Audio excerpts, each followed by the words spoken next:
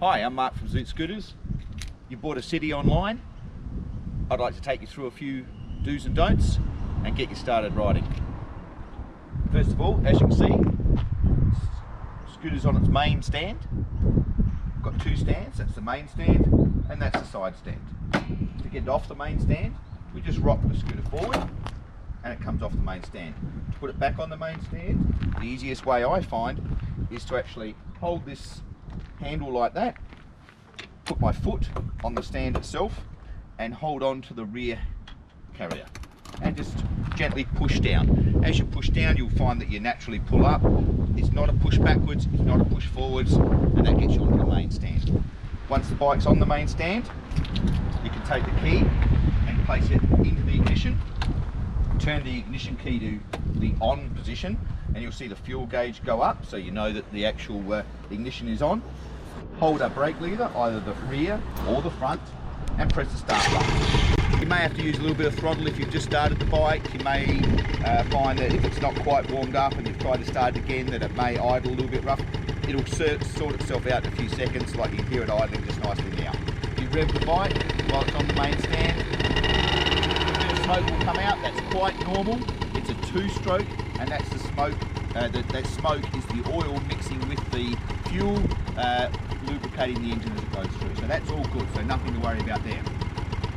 Up here on the dashboard, next to your throttle, you've got a kill switch. If the kill switch is in that position, it will run. If you flick it that way, when the kill switch is in that position, the bike will turn over, but it won't start. So just check that, if a bike ever won't start, that the kill switch is in the correct position. And away it goes again. So in that position, you've got the light switch in the off position and light switch in the on position.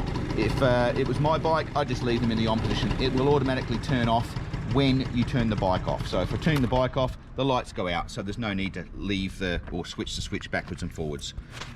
Fuel gauge, speedometer, and odometer tells you your kilometers. 300 kilometers is your first service. Make sure you get that first service done. It's critical and it will void your warranty if you do not get the 300 kilometer service done.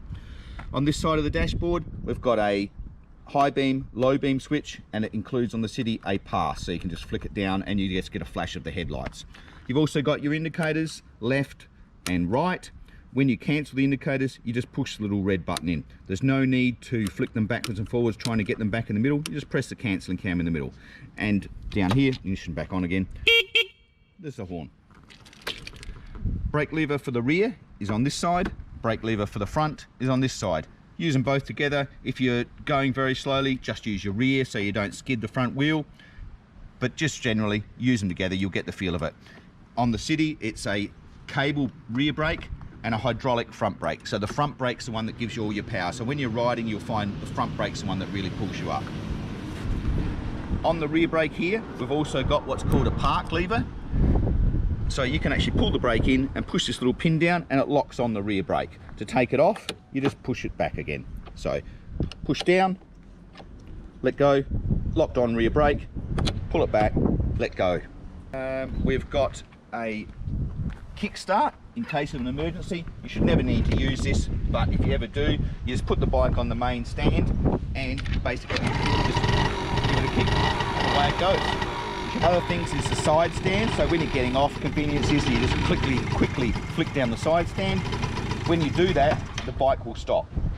But don't forget to turn your ignition off, otherwise you'll end up with a flat battery. So, side stand down, I go to start the bike, ignition on, hold a brake lever, press the start button, won't start. So if either of them are down, the bike won't start. They've got to both be on for the bike to start.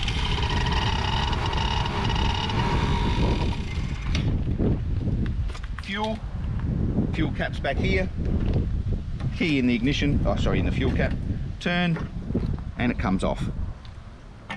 We only use 95 or 98 unleaded fuel. We don't use E10 and we don't use 91. 91's not as high a grade, and for the price difference, when you're talking about a 5-litre tank, you're talking about 25-30 cents difference. It's just not worth putting cheap fuel in. To open the seat, there's a key here. Turn the key with your ignition key, same key that opens the fuel as well, and then you've got a compartment underneath here. Okay. Underneath here is a little grub screw. You undo that, and that gives you access to the oil filler.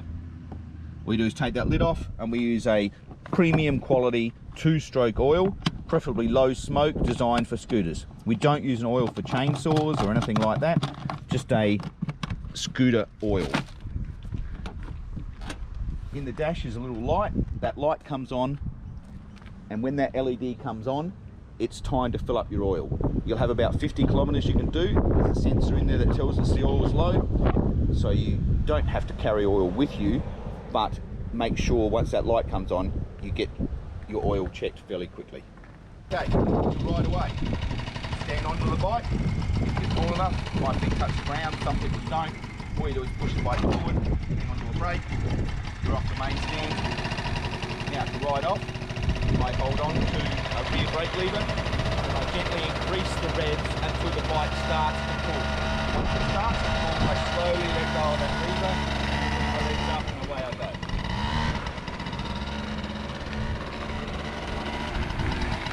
Left foot down when you stop, and that's about it. Have fun. Any dramas, give us a call, 7079 8355, or shoot us an email. We're here to help. No such thing as a stupid question, just ask. Bye for now.